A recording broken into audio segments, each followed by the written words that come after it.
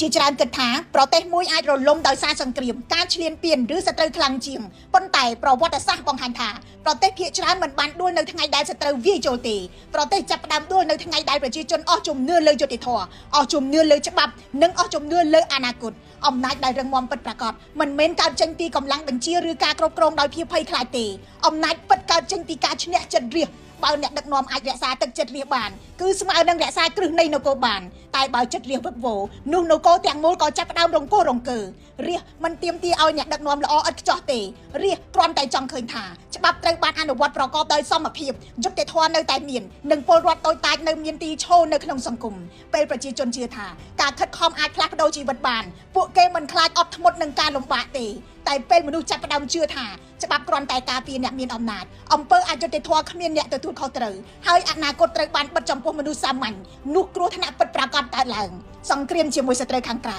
គេអាចនៅមើលឃើញទីហ៊ានឃើញអាវុធឃើញព្រំដែននិងឃើញគ្រោះថ្នាក់ប៉ុន្តែសង្គ្រាមនៅក្នុងចិត្តរាស្ត្រវាស្ងាត់ជាងហើយគ្រោះថ្នាក់ជាងវាមិនផ្ទុះឡើងភ្លាមទេវាចាប់ផ្ដើមពីការអស់សង្ឃឹមបន្តិចម្ដ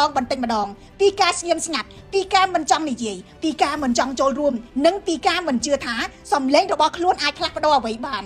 នគរមួយមិនខ្លាំងដោយសារអាគារខ្ពស់ផ្លូវធំឬពាក្យស្លោកពីរោះតែមួយមុខទេនគរខ្លាំងដោយសាររាស្ត្រមានជំនឿថាខ្លួនមិនត្រូវបានបោះបង់ចោលនគរខ្លាំងដោយសារពលរដ្ឋសាមញ្ញមានអារម្មណ៍ថាប្រទេសនេះក៏ជារបស់ខ្លួនដូច្នេះអ្នកដឹកនាំនិងអ្នកនយោបាយគ្រប់និន្នាការគួរកុំប្រឹងបកផ្សែងត្រូវពន្លត់ភ្លើងកុំដោះស្រាយតែរូបភាពខាងក្រៅត្រូវមើលដល់ឫសគល់នៃវិបត្តិភ្លើងដែលគួរឲ្យខ្លាចបំផុតមិនមែនជាភ្លើងដែលឆេះលើដីទេតែជាភ្លើងដែលឆេះនៅក្នុងចិត្តរាស្ត្រដំណោះស្រាយមិនមែនជារឿងស្មុគស្មាញរហូតដល់ធ្វើមិនបាននោះទេវាចាប់ផ្ដើមពីរឿងសាមញ្ញបំផុតនោះគឺធ្វើឲ្យច្បាប់មានតម្លាភាពមានអ្នកទទួលខុសត្រូវមិនថាជាអ្នកតូចឬក៏អ្នកធំមន្ត្រីដែលបម្រើរាស្ត្រត្រូវបានលើកទឹកចិត្តមន្ត្រីដែលធ្វើបាបរាស្ត្រត្រូវបានដកចេញឲ្យត្រូវទទួលទោសទណ្ឌដោយពិតប្រាកដសេវាសាធារណៈមិនពុករលួយត្រូវតែលឿនរហ័សនិងគ្មានការរើសអើងការត្អូញត្អែររបស់ប្រជាពលរដ្ឋត្រូវមានអ្នកស្ដាប់និងមានលទ្ធផលមិនមែនរសាត់ទៅតាមខ្យល់នោះទេពេលរដ្ឋស្ដាប់រាស្ត្រឲ្យផ្ដល់ដំណោះស្រាយរាស្ត្រក៏ចាប់ផ្ដើមជឿលើរដ្ឋវិញស្ដាប់អ្នកលក់ដូរតាមផ្លូវ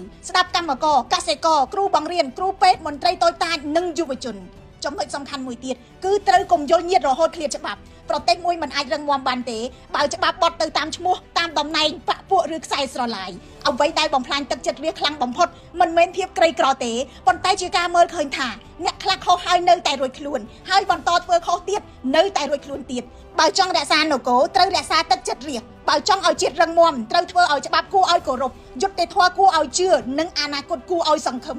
នៅថ្ងៃដែលរាស្ត្រអស់ជំនឿនោះជាតិទាំងមូលនឹងចាប់ផ្ដើមដើរចូលកលយុគវិចារណកថានេះត្រូវបានរួមគ្នាតាក់តែងដោយខ្ញុំរស់សុធានិងលោកកិនភៀនអ្នកជំនាញវិទ្យាសាស្ត្រនយោបាយ News Today NTTV